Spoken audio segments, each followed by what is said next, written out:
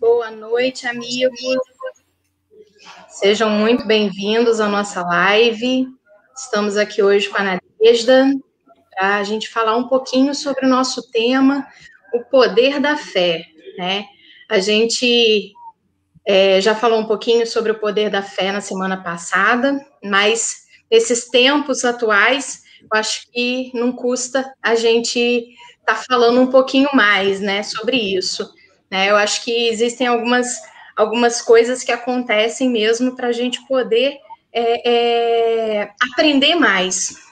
Eu acho que nesses tempos de pandemia, essa fé ela pode estar um pouquinho distorcida ou um pouquinho exagerada, né? Eu acho que fé exagerada também não existe, né?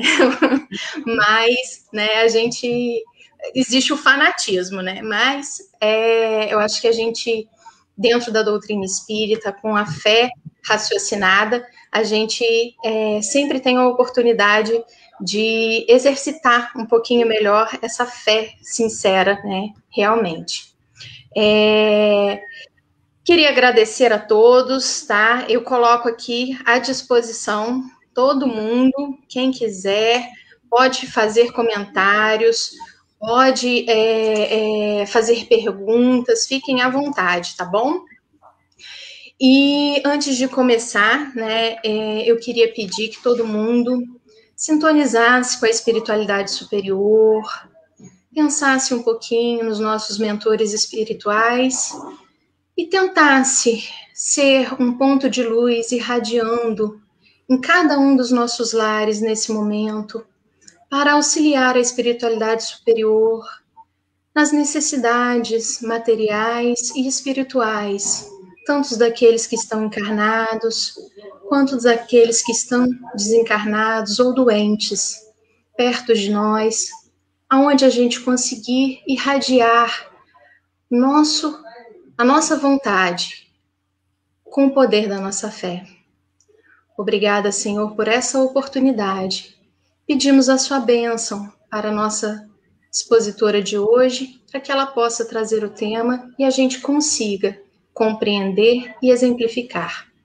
Obrigada, que assim seja. Graças a Deus. Nadeja, então, o que nós podemos falar sobre o poder da fé? Então, primeiro eu quero agradecer a todos, agradecer o convite carinhoso do Centro Espírita André Luiz e a todos que estão presentes, né? Então, como a Aliciane falou, falar sobre fé nunca esgota, né? Aliás, eu acho que nenhum tema do Evangelho de Jesus se esgotará, porque a gente vê que Jesus, há mais de 2000 anos, né? Trouxe para nós toda a boa nova e até hoje nós ainda não compreendemos tudo que ele nos trouxe na sua totalidade. Eu acho que a gente vai estar eternamente como espíritos imortais e sempre numa nova compreensão de cada tema, né? É igual um filme que a gente assiste ou um livro que a gente lê e que a gente leu na adolescência, ouviu esse filme na adolescência e a gente vai reler ou vai revê-lo e mais tarde, na maturidade, na vida adulta, depois na velhice, e a gente vai, cada vez que assiste ou lê, a gente fala, gente, mas não é possível esse outro livro ou outro filme, porque eu não me lembro disso, eu não captei isso nessa história. Então, isso é o Evangelho de Jesus, né? Como nós somos seres incompletos, nós somos seres em constante evolução, em remodelação contínua, nós estaremos sempre estudando os mesmos temas e entendendo cada tema mais profundamente, né? Com passo a passo. Então, a nossa conversa hoje é sobre o poder da fé, e eu trouxe algumas telas para a gente compartilhar essa reflexão, e nós vamos batendo esse papo, e eu vou mais uma vez reforçar que, assim como a Liciane falou, nós estamos abertos às perguntas, aos questionamentos e a tudo que a gente puder tirar de dúvida ou aprender com quem está nos assistindo, né? Então, o poder da fé está no Evangelho segundo o Espiritismo, no capítulo 19, e nos foi solicitado o estudo dos itens 1 a 5. Mas para a gente falar de fé, a primeira coisa que eu acho que a gente tem que fazer é fazer um entendimento. É aquele sentimento de total crença em algo ou alguém, mesmo que eu não tenha nenhum tipo de evidência concreta que comprove a veracidade daquela proposição em causa. Então, assim, eu acredito em Deus e eu não tenho concretamente Deus na minha frente, eu não consigo palpar Deus, abraçar Deus, vê-lo, enfim, mas eu tenho fé em Deus através da sua obra, através de toda a sua criação. Então, fé é isso, é a gente acreditar totalmente em algo ou em alguém, mesmo que a gente não veja aquilo concretamente.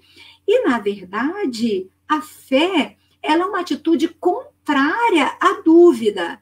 Então, se eu tenho fé, eu confio, né? Se eu tenho fé, eu acredito. Se eu tenho fé, eu não duvido, não é verdade?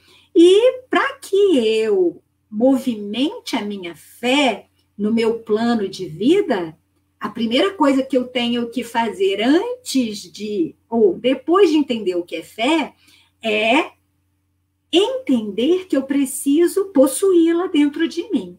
Então, para que eu possa movimentar esta fé na minha vida concretamente, eu preciso ter esta fé dentro de mim para que ela possa concretamente se expor fora de mim. Eu, antes de entrar no Evangelho propriamente dito, eu já vou fazer aqui uma pergunta, sabe, Alice? Na verdade, quem é que acha, mesmo não sendo cristão, mesmo não acreditando em Deus, mesmo sendo agnóstico, quem é que acha assim, eu não tenho fé, eu não acredito? Se alguém fala isso, eu vou discordar, eu vou tomar a liberdade de discordar, não vou brigar, mas eu vou respeitosamente discordar. Porque só o fato de nós estarmos vivos, só o fato de nós estarmos trabalhando, de nós estarmos estudando, de nós estarmos movimentando a nossa vida em direção a qualquer objetivo, seja um objetivo mais simples ou um objetivo de um desafio maior, já mostra para esse ser que ele tem fé. Porque quem não tem fé, quem não acredita, quem não confia, não se movimenta.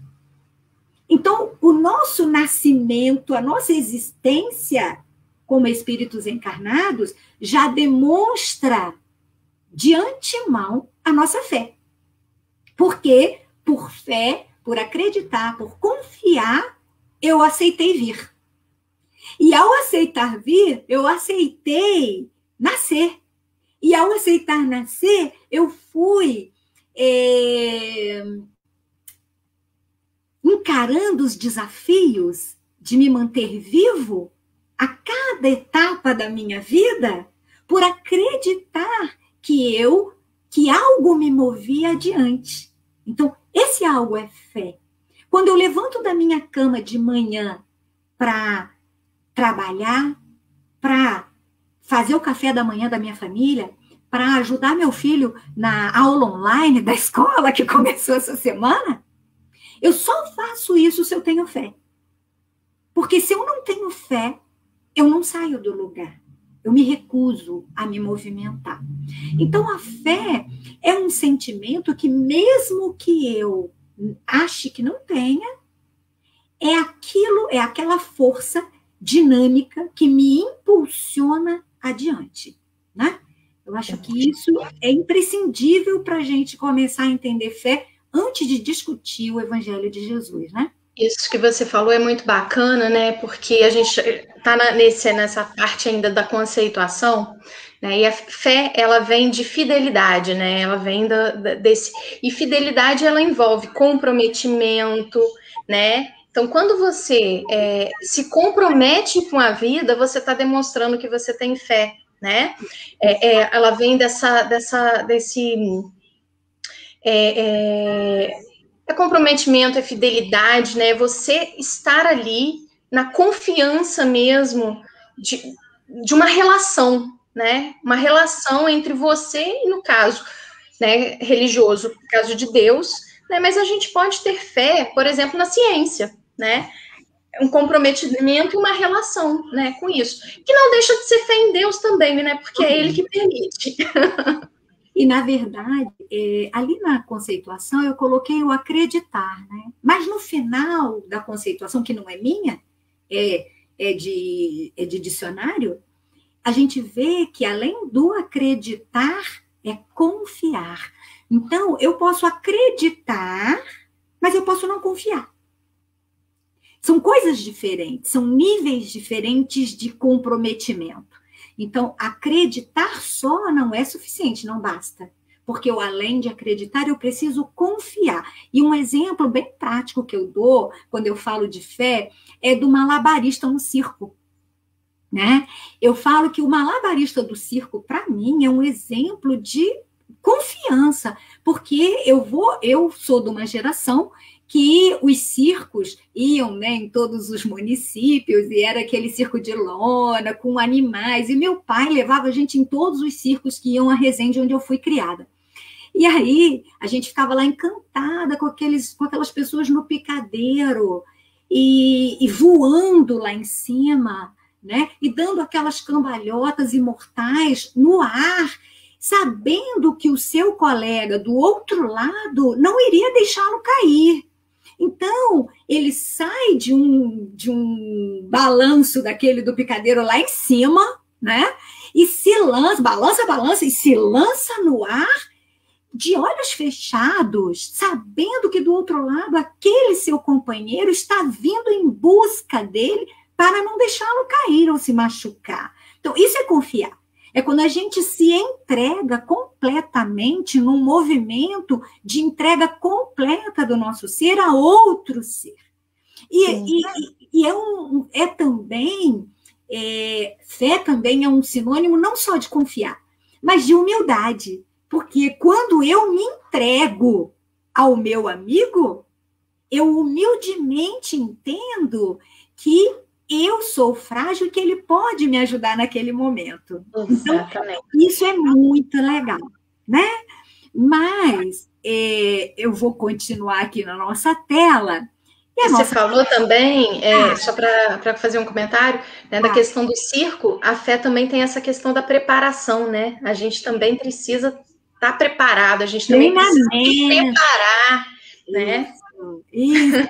A gente precisa treinar a nossa fé, a gente precisa desenvolver a nossa habilidade da confiança, né?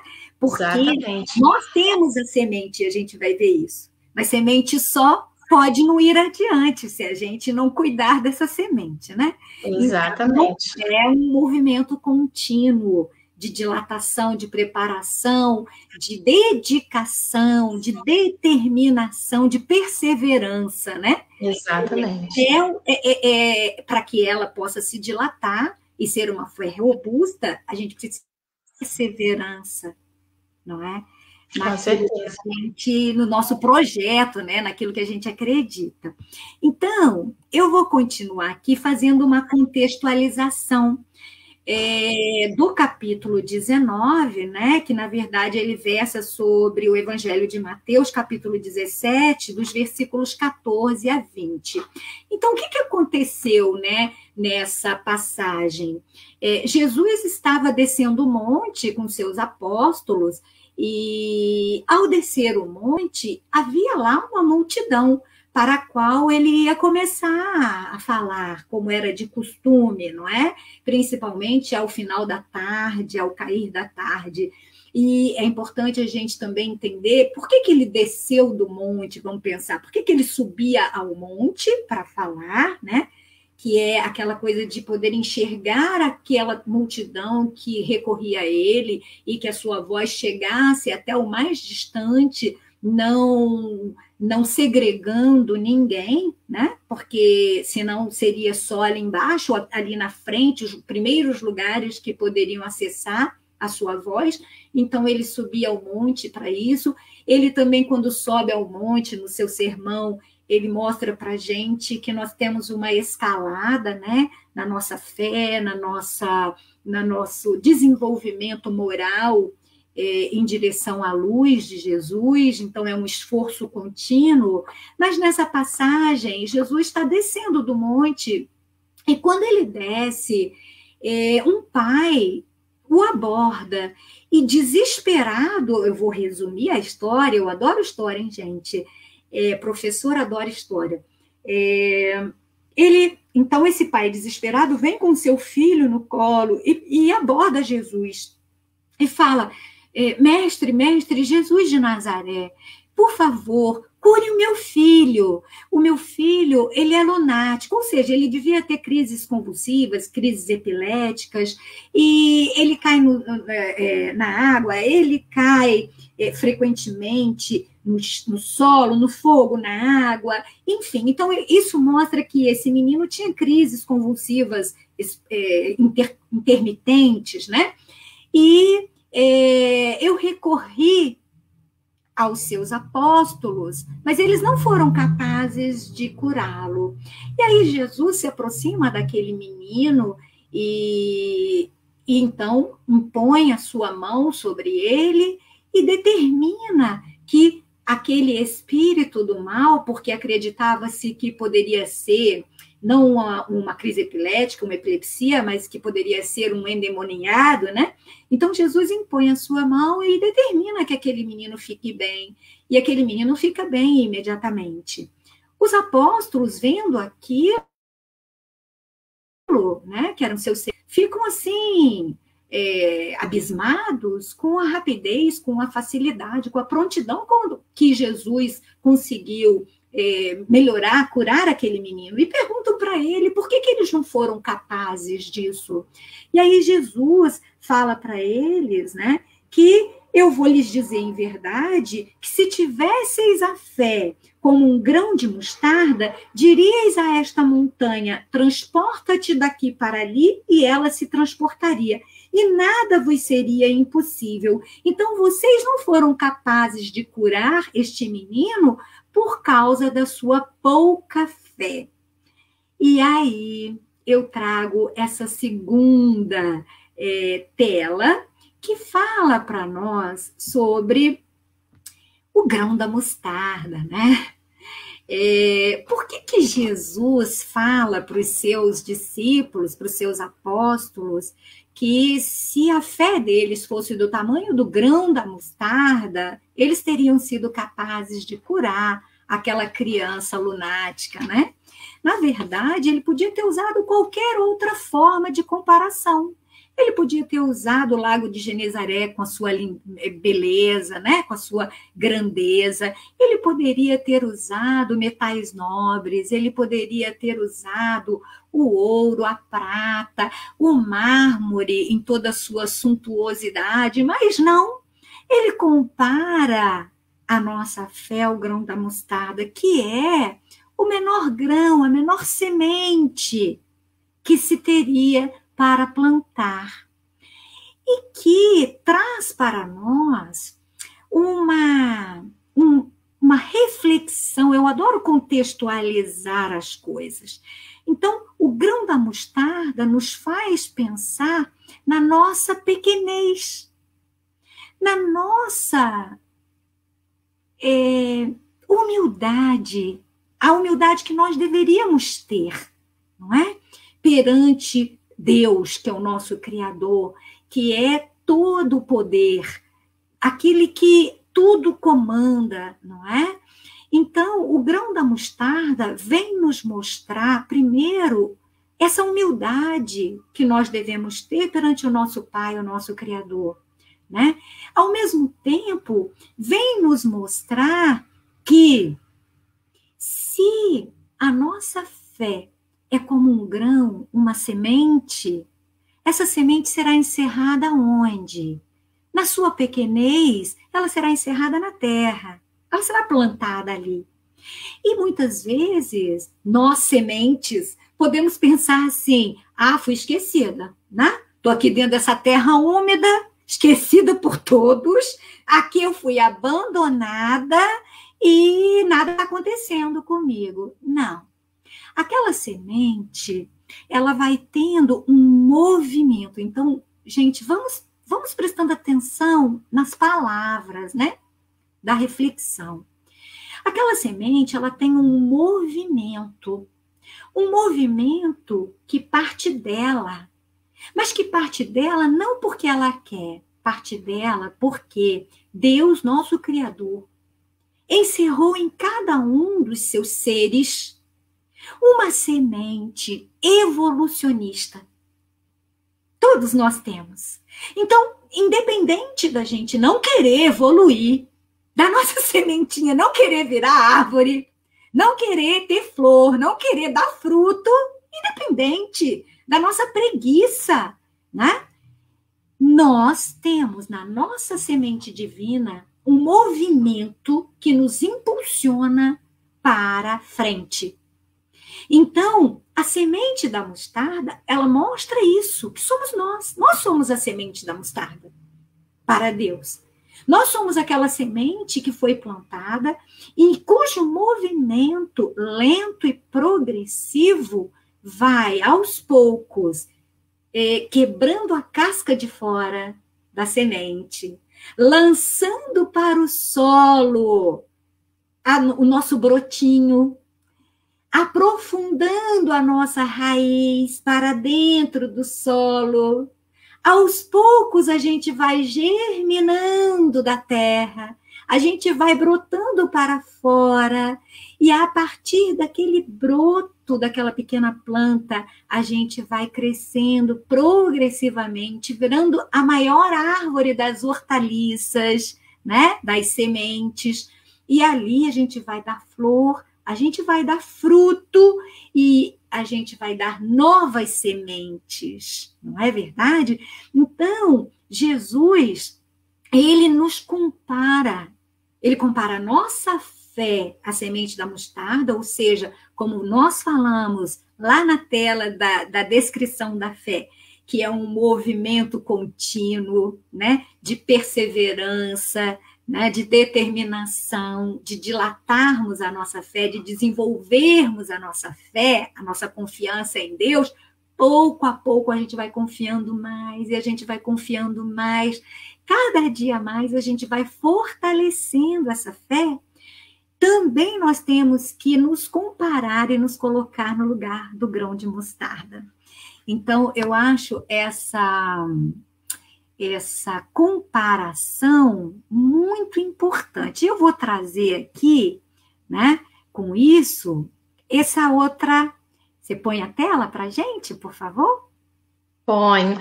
Eu só queria também comentar a respeito dessa questão, né, desse movimento, né, que você falou, né, de como que toda planta, né, ela faz um movimento, ela está encarcerada no solo, mas ela faz um movimento em busca da luz, né?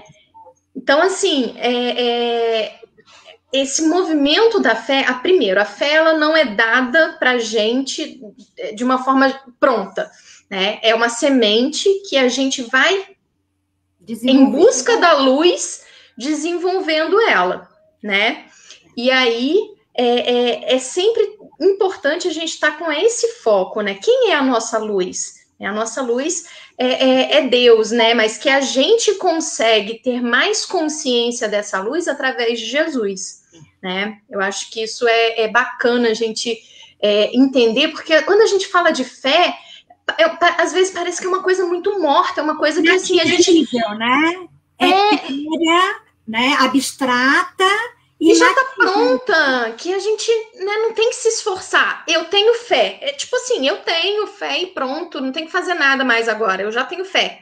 É como se eu me filiasse a um determinado né? Eu sou religiosa, então eu tenho fé. Não. Às vezes um ateu, às vezes um agnóstico tem muito mais fé do que um religioso. Com certeza. Né? Às vezes a gente é religioso, mas a gente não tem aquela fé. Quer ver? Eu pergunto sempre nas minhas palestras, nos meus estudos, quem é que acredita em Deus? Todo mundo levanta a mão, né? Tá lá na plateia, lá no centro, todo mundo levanta a mão. É o mínimo, né? Todo mundo levanta a mão, na hora. E aqui, quem tem fé? Todo mundo levanta a mão. Aí eu falo, olha só, se você está indo para uma reunião de trabalho importantíssima hoje e o pneu do seu carro fura, qual é a sua reação? E aí todo mundo, mas aí é diferente. Não, porque se eu realmente confio em Deus, se eu realmente tenho fé, eu vou entender que, ok, é um desafio, não era o que eu esperava, mas eu vou ter que encarar aquele desafio, resolvê-lo, e sem me rebelar, sem me desesperar, sem me descabelar, sem me revoltar, sem me deprimir, né? E falar, ok, como que eu posso transformar esse desafio que me aconteceu, que não é uma coisa tão positiva que eu esperava, não é bom, mas como que eu posso transformar isso em algo positivo para mim? E ok, eu vou chegar atrasado na minha reunião, mas eu vou avisar, olha, me desculpe, eu tive aqui um imprevisto, tal. Então, nas pequenas coisas, a gente vai se perguntando em que estágio o meu grão de mostarda tá, sabe? Eu sempre pergunto para mim, em que estágio eu tô? Ainda encarcerada dentro da sementinha, ou eu já consegui quebrar algum pouquinho da casquinha, sabe? Eu acho que é bacana, assim, o que você falou, né? Como que, às vezes, a fé, ela se mostra através do nosso foco na solução do problema. E não no foco no problema, não no foco na responsabilização. Né? A nossa fé é o foco na solução do problema. É o que te impulsiona a olhar para frente. Para frente. Então, assim, como eu vou conseguir, com a ajuda de Deus, então sempre nos colocando humildemente sob a proteção divina, como que eu vou conseguir resolver esse desafio? Então, olha só, exemplos da nossa fé que Emmanuel nos coloca, que eu sou apaixonada por Emmanuel, né, por Chico. Então, Emmanuel nos coloca uma série de situações para a gente ver como que a fé, quando ligada e guiada a Deus, ela vai impulsionando a humanidade. Então, por exemplo, lá no passado, né, eu começava a entender, eu sou mãe, sou vó, eu tenho duas filhas que moram longe, uma na Bahia, outra no Rio de Janeiro, tal. E aí, como que te dá aquela saudade, quer ver, quer conversar, né? Eu sou de uma geração que minha mãe, para falar com a minha avó em Minas Gerais, tinha que pedir uma ligação para telefonista, esperar ser completada horas depois, e a gente poder falar com a avó, e caía a ligação toda hora, né? Ventava, acabava a luz. Hoje, a gente tem um celular que eu vejo meus netos pela tela, eu brinco, eu conto história, eu faço com eles uma interação pelo telefone. Mas por que eu cheguei ao celular? Por que eu cheguei ao 3G, 4G, 5G, daqui a pouco 20G? Porque a minha fé, a fé da humanidade, guiada por Deus, o potencial dessa semente, né? Nos levando a olhar para frente e a falar assim, não, mas isso aqui ia facilitar a minha vida. Como que eu posso facilitar isso? Aí o cientista veio, estudou, criou isso. Criou o carro, criou o avião, criou o supersônico, criou o navio, criou... Então, tudo isso é fé direcionada e guiada por Deus para a nossa evolução. Olha só que sensacional isso, né? Esse exemplo da semente também tem isso, né? A semente tão pequenininha com um potencial tão grande, né? A gente também precisa perceber esse potencial que a gente tem, né? A Kátia, ela conceituou aqui pra gente, né? Essa busca pela luz, né? Fototropismo divino nos guia consciente e inconscientemente. Obrigada, Kátia, pela sua contribuição. É isso mesmo, Kátia. E aí são termos, né? Você vê da biologia, né? Da botânica, não é isso? Que é o fototropismo, mas que todo conhecimento é o mesmo em todas as áreas de conhecimento. Quando eu, no meu trabalho, né, eu vou explicar um desvio de septo para um paciente meu. Hoje eu atendi uma arquiteta, e aí eu falei, o seu septo aqui é a estrutura da sua casa, ele é torto, então a gente vai ter que fazer uma reforma dessa cozinha.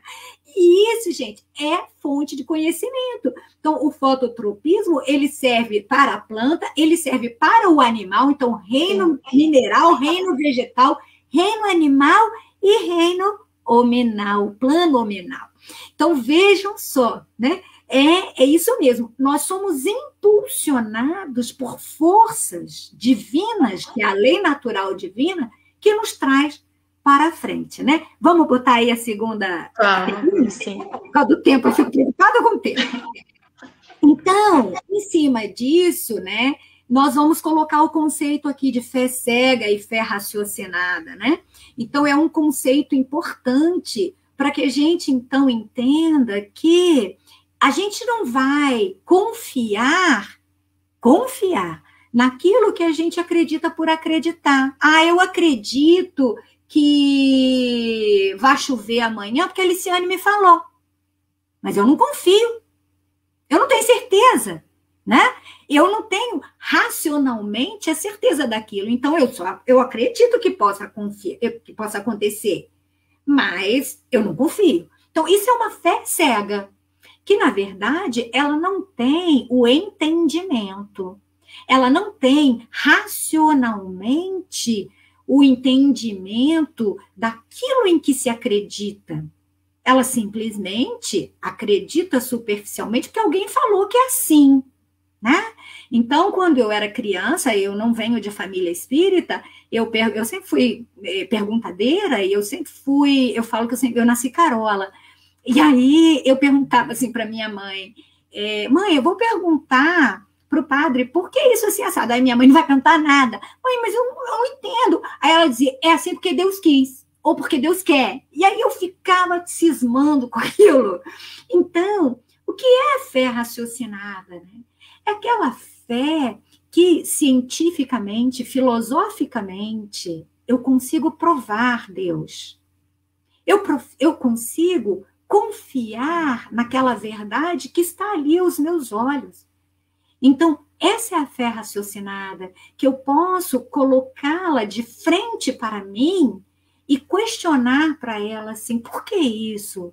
E eu vou achar uma resposta que seja uma resposta adequada, correta, e que me prove a existência do amor de Deus, desse amor que, gente, é imensurável, né?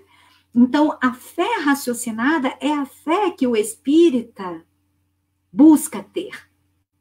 É a fé que a doutrina espírita nos propõe. A fé do entendimento, não do fanatismo, não daquilo, porque é um dogma, porque é uma prática, né? Isso foi instituído por alguém. Não, não. É uma fé que você, ao pensar Deus, ao sentir Deus, ao buscar Deus, você consegue objetivamente entender Deus ao longo da sua vida. Nos momentos bons e nos momentos ruins. Nos momentos fáceis de refrigério, mas nos momentos de imensos desafios, de dor, né? Às vezes, a gente está perdido naquela situação e fala, meu Deus, e aí? Mas aí você vê Deus naquele instante. Então, essa fé que nos move como espíritas, né? Eu acho que isso é importante, né? Dentro dessa questão da fé raciocinada, pelo menos nos estudos que eu faço, eu tento sempre incentivar as pessoas de entenderem e aceitarem esse potencial da semente que todos nós temos, né?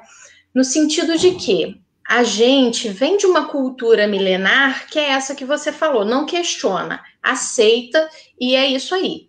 E a gente não pode negar que nós espíritas, por mais que a gente diga, né, que a nossa fé é raciocinada, a gente traz esse atavismo, né, de não questionar, de não...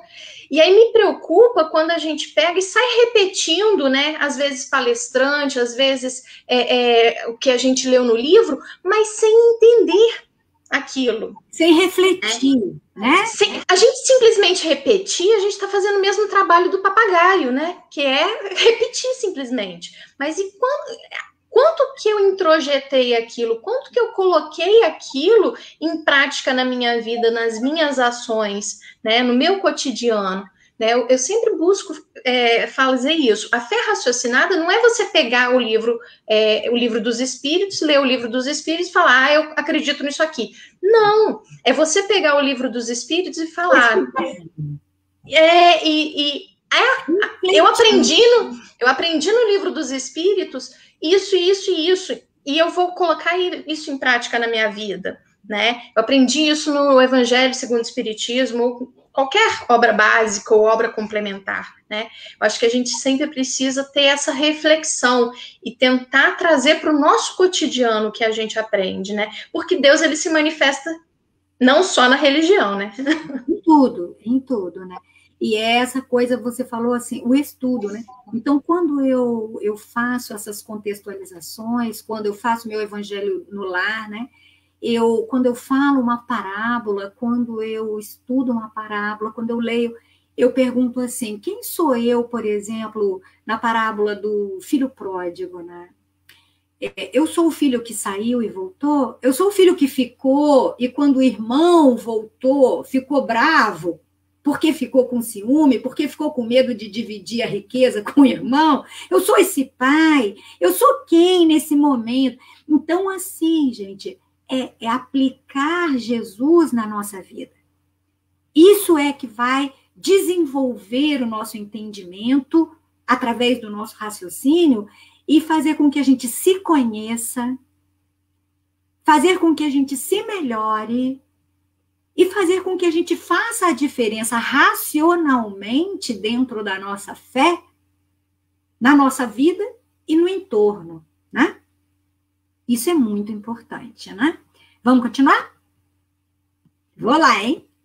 Então, fé é a luz que eu não vejo, mas como nós falamos e como a Kátia nos falou, é a luz que nos guia, né? É o fototropismo que nos impulsiona. Mas quando a gente fala de fé, a gente fala de impulsão, e nós falamos esse tempo todo, eu e a Liciane, sobre determinação, sobre perseverança, sobre vontade, sobre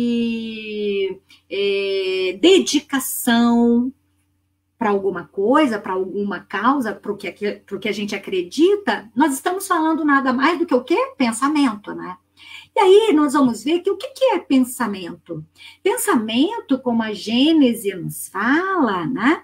Pensamento é aquela energia, é aquele fluido cósmico universal que, direcionado com vontade, então, é o fluido cósmico que eu formo em mim e que, através da energia que eu imprimo nele, é capaz de modificar as propriedades do fluido cósmico universal onde nós estamos imersos. Olhem bem esse conceito, porque eu posso influenciar positivamente, eu posso influenciar negativamente. Então, a fé é o movimento que me impulsiona, ele me faz ir adiante. Só que se eu não tiver a vontade, eu posso ter o impulsionamento, mas eu parei aí. É aquele povo que faz planejamento e não realiza. Porque não sai do papel, né? E aí a gente está careca de ver isso na nossa vida. Então, quantas vezes a gente fez plano, mas não concretizou, né? Caiu no esquecimento. Então, fé é o movimento que nos impulsiona. Nós somos atraídos pela luz para isso, para nos elevarmos e evoluirmos para Jesus. Mas, na verdade, sem vontade, sem imprimir energia, não sai do papel. Então, quando eu pego e imprimo esta energia à minha fé, eu estou modificando o meu ambiente, o meu entorno, e eu estou fazendo coisas acontecerem. Então, quando Jesus fala para os apóstolos, se a fé de vocês fosse do tamanho do grão de mostarda, vocês falariam para a montanha, transporta-te daqui para ali, e ela iria, né? E ele foi capaz de curar leprosos, a mulher hemorroísa, o cego, ele foi capaz de curar o menino, não é? Lunático, enfim, e tudo o que ele fez, multiplicar pão, peixe, etc. Por quê? Porque a energia, a certeza, a vontade que Jesus imprime na sua fé faz com que a montanha se transporte. Então, ele faz acontecer a modificação do fluido e ele faz acontecer a cura. Ele faz acontecer aquilo que se espera de positivo. Agora, gente, eu tenho fé. Eu tenho fé que um dia eu vou conseguir ganhar na loteria, mas eu não jogo na loteria. Adiantou, não. Adianta eu ter fé. Eu tenho que jogar na loteria, né? É aquele homem que na tempestade, ele está em cima do super... Aquele crente religioso, amoroso, cumpridor dos seus deveres e frequente, assíduo na sua casa religiosa, independente da qual fosse, e aí vem a tempestade, inunda tudo, e ele então vai para o telhado da sua casa, e ele fala, Deus vai me ajudar, Senhor, manda uma ajuda, aí vem um helicóptero para tentar levá-lo, e ele fala, não, Deus vai me ajudar. Aí vem um barco do bombeiro, o senhor pula, por favor, que a água está subindo. Não, Deus vai me ajudar. Ele acaba morto na tempestade. E quando ele morre, ele fala, mas Deus, o senhor não veio? Ele, fui. Eu mandei quantas pessoas irem te ajudar? E você não quis, você não ouviu. Então, o nosso pensamento, ele determina para onde a gente leva a nossa fé. Eu falo assim, olha, eu tenho um concurso para fazer, eu estou precisando tanto de um emprego. Olha o poder da minha fé. Eu estou precisando tanto de um emprego, tem um concurso que eu gostaria tanto de fazer, de passar para essa prova. Mas olha só, uma vaga, consigo não? Acho que eu não vou nem me inscrever. E a gente fala que tem fé, Liciane. A gente fala que tem fé, mas a gente se boicota. A gente pega toda a energia do nosso magnetismo pessoal, associada à nossa fé, que deveria ser robusta e nos impulsionar, e à nossa vontade, e ao entendimento que nós já temos de que o pensamento cria, e ao invés da gente criar com este poder de todas essas forças agregados com Deus, e ao invés de a gente ser impulsionado por nós mesmos para a frente, a gente se amarra. A gente se amarra numa vida de poucos rendimentos no sentido de sucessos, de autotransformação até, não só do sucesso material, não só do trabalho, do emprego, ou disso ou daquilo, mas de nós nos vencermos nas nossas dificuldades, nas nossas fragilidades morais, que ainda são tantas, nos nossos vícios da alma, do espírito imortal, que carregamos há milênios, não é?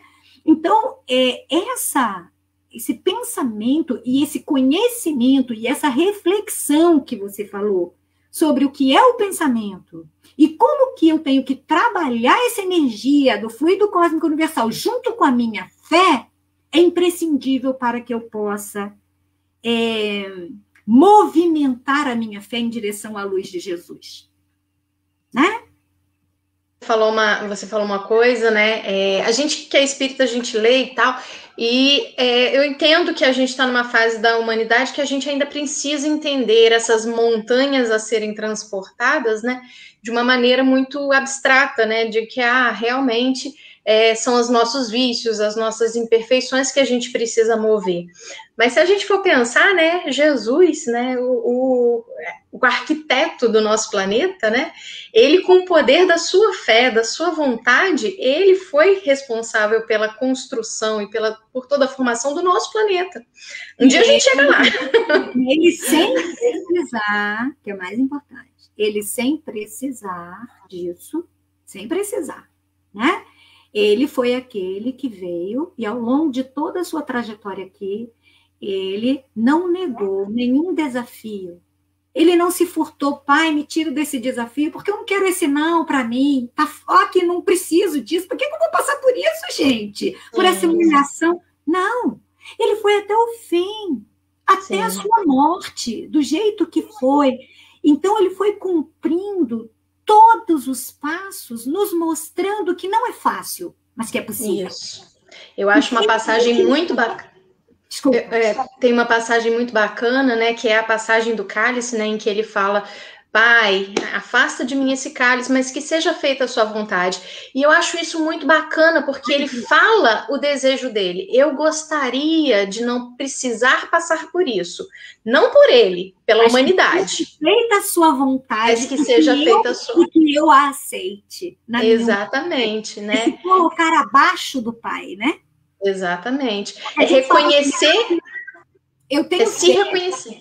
Né? Tenho fé que Deus vai me ajudar. Eu tenho fé que eu vou ficar curada. Eu tenho fé que eu vou encontrar o meu companheiro. Eu tenho fé que isso, que aquilo outro. Mas quando aquilo não acontece na hora que eu quero, do jeito que eu quero, eu fico muito bravo. Exatamente. mas eu oro assim: Pai nosso que está no céu, seja feita a vossa vontade assim na terra.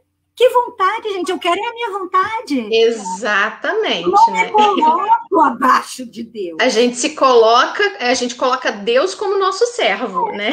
Assim, Deus tem que fazer o meu capricho, né? Exatamente. E nós vamos falar sobre essas montanhas aqui, vamos continuar aqui, que é exatamente a nossa próxima telinha. Deixa eu só fazer um comentário. Claro. A Kátia, ela fez uma pergunta: o que a senhora atribui essa fé imatura tão comum entre as pessoas de diferentes credos?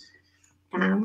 Kátia, eu acho que primeiro eu atribuo a uma condição de que nós ainda somos espíritos, que se a gente fosse se comparar às fases de vida de um ser humano, vamos colocar assim, a gente ainda seria aquele bebê que está começando a engatinhar, está começando a sair da fralda. Então, a gente ainda é muito imaturo. Apesar da gente ter, dentro da nossa formação, desde o reino mineral, a gente ter bilhões de anos, né? A gente tem cerca de 2 bilhões, um pouco mais de anos. Na verdade, nós somos espíritos imortais, muito imaturos ainda.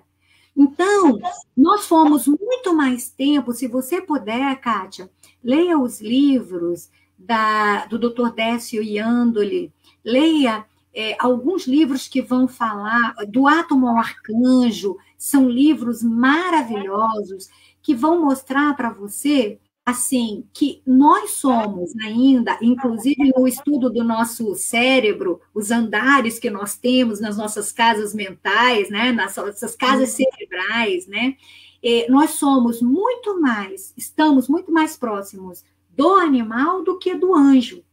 Sim. Então, nós ainda carregamos muito de toda essa experiência que nós temos de pouca reflexão, de pouca luz. Estamos a caminho. E esse caminho, ele é um caminho progressivo e contínuo, graças a Deus.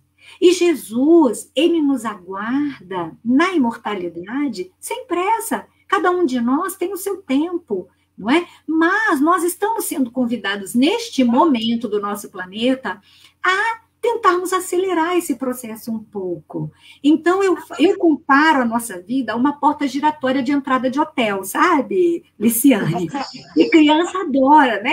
Então, quando você entra numa entrada de hotel, assim, com criança pequena, ela fica rodando, rodando, rodando, sem sair. Isso somos nós, espíritos imortais, que teimamos em ainda persistirmos nos nossos vícios do pretérito. Por causa de quê? Do nosso orgulho, por causa do nosso egoísmo, por causa da nossa vaidade, que são a fonte de toda essa dificuldade de entendimento, Kátia. Então, vem daí a dificuldade. Aí eu falo que nós estamos sendo convidados a entrarmos da porta giratória, mas irmos para o lobby do hotel ou irmos para a calçada. A gente tem que sair dessa porta, porque a gente está vindo para cá. A porta é um umbral, né? É exatamente isso. A gente está vindo para cá, rodando, rodando, rodando, e não saindo do lugar. E parou, chegou esse momento. Então, assim, por que nós temos essa fé ainda tão imatura? Porque nós ainda achamos que Deus está aqui, nos criou para nos servir e para nos aceitar os nossos caprichos. Igual criança pirracenta, eu quero, mas eu quero agora. Mas a sua mãe não tem dinheiro agora. Ou então não é o momento. Primeiro você tem que jantar, depois você come o doce. Não, mas eu quero agora, eu quero agora. Então, nós somos isso. Exatamente. Nós somos isso. E o que nos faz continuarmos a ser isso? O nosso orgulho. Todo mundo tem que me servir no meu prazer, no meu bem-estar. No meu egoísmo, porque tem que ser bom para mim. Porque se for bom para mim, azar o resto. Então, nós estamos sendo convidados a ver que não. E é isso que o nosso planeta está atravessando agora, essa mudança importante de paradigma. Porque não adianta mais só estudar, ou só conhecer, ou só refletir. É importante, mas é importante que se coloque em prática a nossa fé. Eu acredito em Deus, eu acredito por quê? Que Ele me criou para ser feliz, como um espírito imortal, que tende para a perfeição. Então, como que eu posso ser melhor, mais perfeito hoje, um pouquinho? Assim. Então, eu vou ser assim. Mas é tão difícil. Mas ok, eu vou perseverar. Eu vou manter a minha determinação para isso, a minha vontade, o meu foco. Então, eu acho que... Eu espero ter te respondido, mas eu acho que é por aí. E essa tela, né? Essa tela, ela vai nos mostrar também o porquê. Por que nós somos pessoas que, em todas as religiões, em todos os credos, em todas as doutrinas, nós temos tanta dificuldade em nos modificarmos e em entendermos, né? Em função das nossas... Isso é do ser humano, né? Isso é do ser humano, não é da religião. Não é. A doutrina espírita, ela nos faz, ela nos convida a ter um exame, um autoexame, né? Ela te convida a pensar em você e não se preocupar com o outro. Quem é você nesse momento? Por que você ficou bravo? Por que você se irritou? Por que você é ciumento? Por que você é invejoso? Você não precisa falar para ninguém, mas não esconda de você o que você sente, porque a partir do momento que você se permitir ver o que você sente, que está na sua sombra, que está ali embaixo do seu móvel, que você está tirando o móvel para fazer faxina e aparece aquele bando de poeira, né? Quando você vê a poeira, você começa a limpar. Então, enquanto a gente esconder da gente o que a gente tem de ruim, a gente não consegue limpar a casa. Então, por que nós temos tanta dificuldade? Por causa das nossas resistências, as nossas resistências em continuar sendo aquilo que tá bom para mim. Estou na minha zona de conforto, não quero sair daqui, não. Eu não, tá muito bom aqui. A gente está acostumado a falar assim, ruim com ela, ou ruim com ele, pior sem ela, pior sem ele. Não! Ela ou ele, independente de ser homem ou mulher, mas assim, ela ou ele, uma situação, né? Um trabalho, não é verdade? Algo, um sentimento, não é verdade? Um pensamento. Então, nós temos que quebrar essas resistências. É por causa da nossa má vontade em enxergar o outro como uma extensão de nós mesmos. É em função desse fanatismo, que é a fé cega, que não raciocinada, ela faz você repetir, repetir, repetir, e sem pensar, e sem entender por quê, seguir dogmas ou imposições que você nem concorda com elas, ou que você nem sabe por que você está fazendo aquilo. É por causa entende, né? A gente nem entende. Por causa das paixões, do seu egoísmo, do seu orgulho, da nossa ignorância em relação a nós mesmos, não uma ignorância só cultural, uma ignorância pessoal, dos nossos preconceitos. Ah, isso não vai ser bom. Preconceito pode ser até... Eu também vou comparar com a criança. Você oferece uma comida diferente, um legume, uma verdura, alguma coisa, uma fruta, eles olham, franzem o nariz, quero não, isso é ruim. Mas você nunca comeu, mas é ruim. É um preconceito. Então, nós temos que parar com o preconceito. Por que não? Essa é a pergunta. Por que não conhecer? Por que não ler sobre isso? Por que não ir naquela casa? Por que não ir neste templo, nesta igreja, saber o que eles acreditam que é diferente do que eu acredito e o que a gente acredita igual? E que pode convergir para o mesmo lugar e um somar com o outro. Olha que lindo isso, né? E por causa dos nossos interesses materiais, que na maior parte da vida estão à frente de tudo, né? Eu vou passar mais um aqui para a gente. Essa é a última tela antes da nossa prece, então eu já fico calma, porque aí eu vou olhando o reloginho aqui. Acho que vai passar um pouquinho. Então, assim, essas são as montanhas que nós temos que transportar. Não são montanhas físicas, são montanhas morais. São montanhas que nós temos dentro de nós. E quem é que vai conseguir transpor estas montanhas? A nossa fé, a nossa determinação, o nosso pensamento, a nossa vontade direcionada para a luz, através de um caminho que foi Jesus, através de uma verdade que é Jesus, que ele nos trouxe, e que nos mostra que a vida eterna é para todos. E como é que eu vou chegar no alto dessa montanha? E como é que o meu grão de mostarda, que está aqui nesse dedinho tão pequenininho, vai se transformar naquela árvore frondosa? Quando eu entender que eu, através da minha perseverança, da minha confiança no Pai, entregando a Ele tudo da minha vida, eu vou continuar na minha marcha e plasmando positivamente o meu pensamento, associado à minha fé, que acredita, porque sabe que ela acredita num Deus, que é um Deus amoroso, que é um Deus justo, que é um Deus onipotente, que é um Deus que me criou para a felicidade e não para a dor. Porque nós não temos um pai punitivo, nós temos um pai amoroso, que nos criou e nos ama incondicionalmente. Se eu sou ladrão, se eu sou prostituta, se eu sou uma pessoa trabalhadora, se eu sou uma pessoa que cumpre com os meus deveres, se eu não sou, ele me ama de qualquer maneira, da mesma maneira. E cada um de nós terá o seu tempo e a sua chance. Isso é o mais bonito de Deus, né? Então, a fé sincera é aquela que é calma, que me dá paciência, porque quando eu entendo no movimento de Deus, quando eu entendo o movimento da semente até se transformar em planta, eu entendo que a natureza me ensina que tudo tem seu tempo, que tudo tem seu momento, que tudo tem a sua forma. E aí eu sei aguardar, sem ansiedade, sem angústia, sem depressão, sem desespero, sem revolta. Não é? Por quê? Porque eu acredito que Deus está junto comigo, tecendo esse caminho e tecendo esse resultado que eu vou conseguir. Então, eu sei esperar. Mas não é esperar sentadinha na calçada. É esperar tecendo junto. É esperar movimentando a minha vida para que a minha semente brote e dê frutos.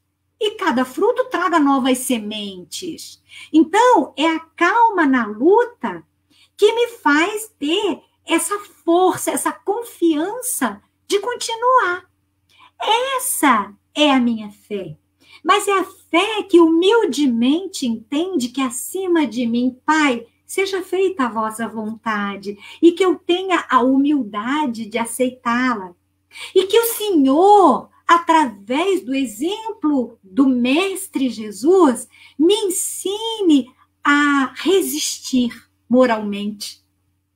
Que através do exemplo desse Mestre amoroso, que sofreu todas as agressões morais, físicas desnecessariamente para a sua evolução, ele não precisava, mas por amor ele veio nos mostrar o caminho. E ele falou, olha, difícil, dói, mas é possível. Então, essa é a fé, que mesmo na dor, eu choro aqui, mas eu me levanto e continuo a ir no meu caminho, porque eu entendo que você está comigo e que você me estende a mão, através do meu amigo que me consola, através do desconhecido que me traz um copo d'água, através daquela pessoa que na rua sorri para você. Eu falo que nós precisamos ter olhos de Deus, olhos de ver, sabe? E eu aprendi isso na minha vida. E eu desejo tanto que todos aprendam, porque é tão fácil. Então, às vezes, naquele dia que eu estou com meu coração doendo, né? Às vezes a gente passa por uma perda, por uma tristeza, por uma dúvida.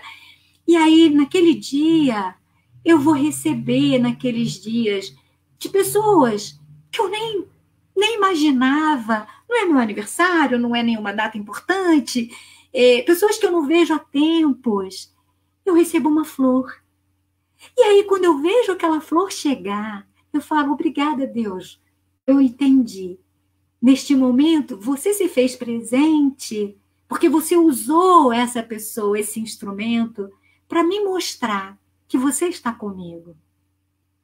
Quando eu estou nesses dias, às vezes não é uma flor, mas na janela do meu consultório, que é no alto do 7º andar, lá em cima, não coincidentemente, nessas situações aparecem 2 pássaros, um pássaro, que se colocam naquele peitoral da minha janela e cantam, cantam, cantam. E eu olho para eles através do vidro e falo, Jesus, muito obrigada pela sua presença na minha vida. E ali o meu coração se enche de esperança, se enche de amor, se enche de gratidão. Então, eu acho que, como que eu posso mostrar a Deus a minha fé? Na minha gratidão. Na gratidão de estar viva, na gratidão de ter um corpo saudável, mas se eu não tenho, mesmo tendo uma doença, uma deficiência, uma gratidão de eu ser capaz de estar vivo aqui, de ter pessoas que me ajudam, de ter o alimento, de ter a minha vestimenta, de ter um trabalho, ou se eu não tenho, de ter aquele que me estende a mão, que me dá um prato de comida. Então, gratidão é sinônimo de fé. Porque só quem é grato confia em Deus, né? Quem não confia em Deus não é grato. Aceita, né? Aceita o que vem.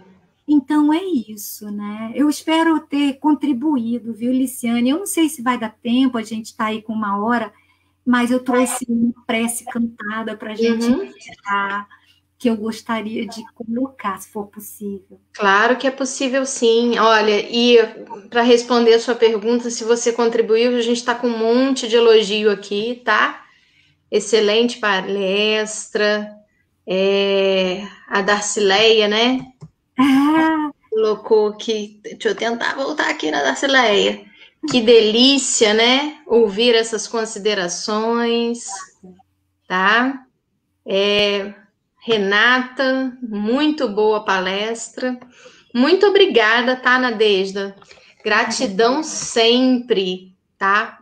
Por você estar aqui, por você ter sido, né, essa enviada de Deus pra gente nesse momento, né? Eu te agradeço, viu? E a oportunidade. Então, eu vou colocar essa prece cantada e sintam-se à vontade de cantar junto, quem conhecer, de chorar, de nesse momento elevar o pensamento a Jesus e a Maria Santíssima, que foi um instrumento da vinda desse Espírito maravilhoso entre nós, né? E que a gente possa, nessa prece cantada, elevar o nosso pensamento a Jesus e a Deus, nosso Pai, nosso Criador, e louvar, agradecer e não, por que não? Pedir a Ele, né, que nós tenhamos aí forças e perseverança na nossa caminhada, né? Então vamos lá.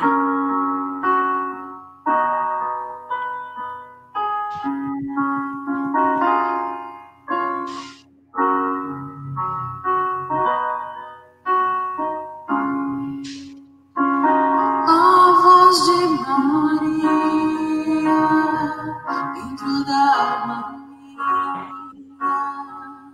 que me traz conforto e alivia as dores das minhas feridas. A voz de Maria, suave melodia que cresce o coração cada vez mais no coração de Jesus. As mãos de Maria sobre a Maria, sua santa bênção, sua proteção para minha vida. A voz de Maria, as mãos de Maria, seu sorriso doce que me faz cantar. Tu és minha mãe, Maria.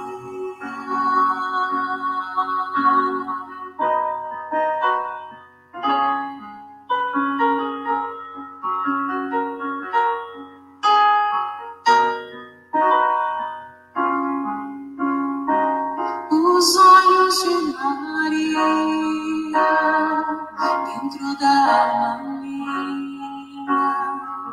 aquece o coração, retira a crise, a perdoar e ensina o amor de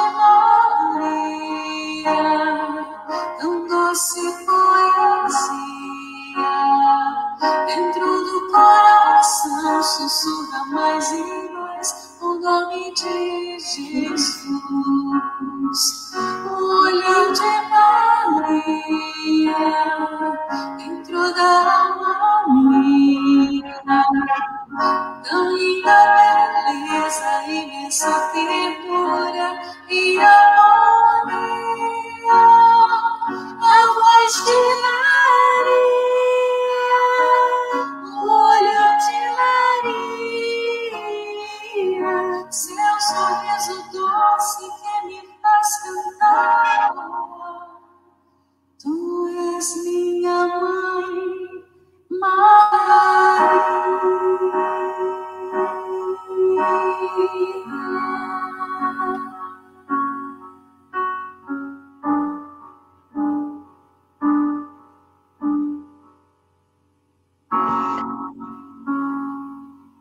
Muito obrigada, Nadejda, por esse presente, né, essa música maravilhosa.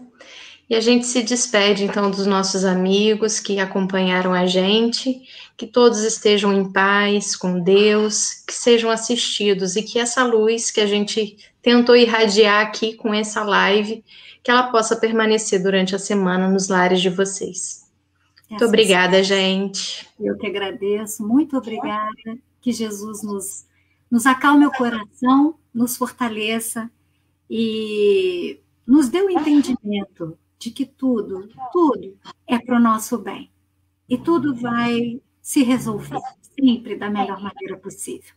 Que assim seja. Muito obrigada. Obrigada.